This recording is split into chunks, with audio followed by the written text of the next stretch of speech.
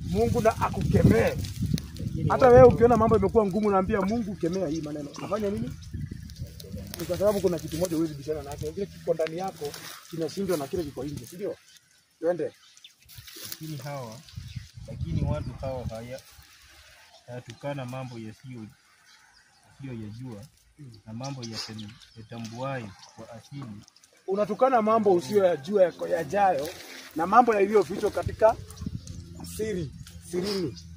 Na wewe unapiga mdomo hapa kutukana mtumishi wa Mungu, unatukana mtu, unasema sijui huyu mtu hana Mungu, huyu mtu sijui ni malaya na haujaimshika. Hizo vitu unasema hizo utakuja kulipia. Tuendelee.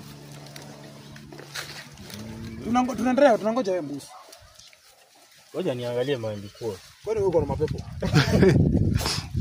Tajaribu kwa maana wanyama wasio na akili. Haya, nani wana akili? Wanyama. Hawana nini? Sungura ni mwenyewe mjanja. Acha na sungura mjanja Nasoma Biblia. Tuendelee.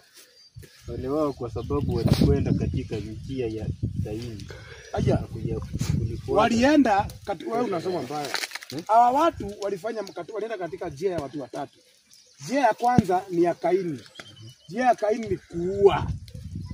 Unaelewa? Katika njia ya Kaini. Njia ya Kaini. Ukitoka njia ya Kaini wanaenda njia ya nani? Ya Balamu. Akilifuata kosa la Balamu. Balamu ni yule alilipwa ama akahongwa ili anene mambo ya kidini ya uongo. Alaani watu wasiolaaniwa na Mungu. Naye akasema haiwezekani. Umeona hiyo kitu hiyo?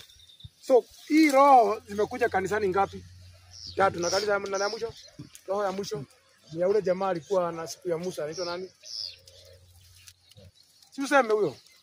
Kora. Kwa ajili ya ujira nao. Kwa ajili ya ujira. Hapo tunasoma Yuda ngapi? Tunasoma Yuda 1. Mtu yote anatusikiliza. Uende usome Yuda 1. Hakuna ingine. Verse 11.